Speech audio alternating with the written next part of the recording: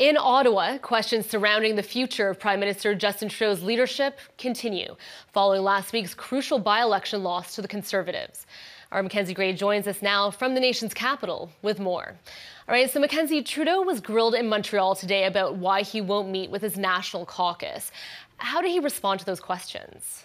He got asked 3 times about this and did not give a clear answer as to whether or not he's willing to have a full caucus meeting. That would mean that all the Liberal MPs would meet in person and come together. There's been a letter that's been signed by 9 MPs sent to the Prime Minister asking for this meeting. Instead, he seems to be taking the tact of not wanting to have a full meeting, instead calling people individually and discussing concerns that they might have after the stunning by-election loss last week that happened in a really safe seat in Toronto for the Liberals. And this will likely to be a continued political problem for the Prime Minister.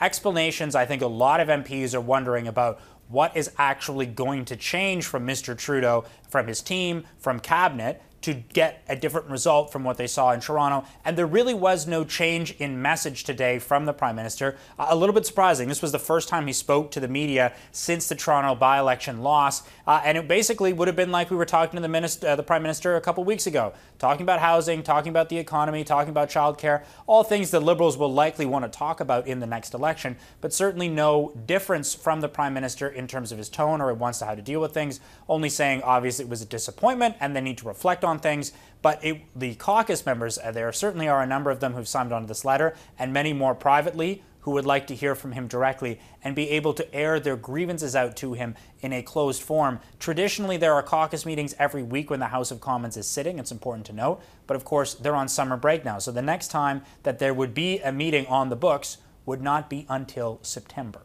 All right, Mackenzie, in terms of the Liberals, what have some of their reactions been to Trudeau holding firm onto his leadership, especially given the fact we know that an election will be held next year, if not sooner?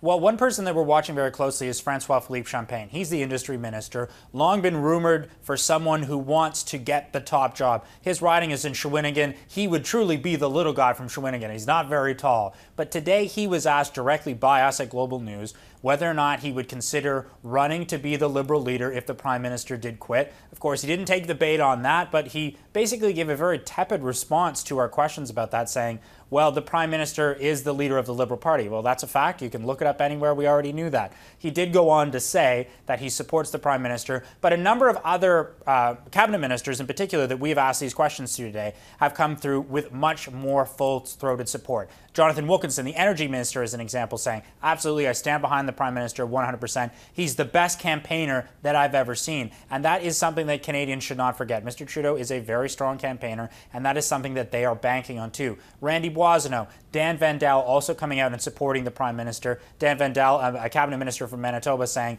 I've talked to the Manitoba caucus. We are 100% behind the Prime Minister. So there is still broad support publicly for Mr. Trudeau, but it is clear that something does need to change with the Liberal Party right now. And so far, the Prime Minister not offering up any concrete examples of what that change might be, not only to change their electoral fortunes, because they lost in Toronto. They're down 20 points in the polls, but caucus and the Liberals are very unhappy right now. But unlike we've seen with Jean Chrétien and Paul Martin as an example, there is not a clear front-runner, someone who could be an heir-apparent replacement to Mr. Trudeau, just lots of people who will quietly whisper that they'd like the top job if it became available. All right, time will only tell. Mackenzie, thank you very much for breaking it all down for us.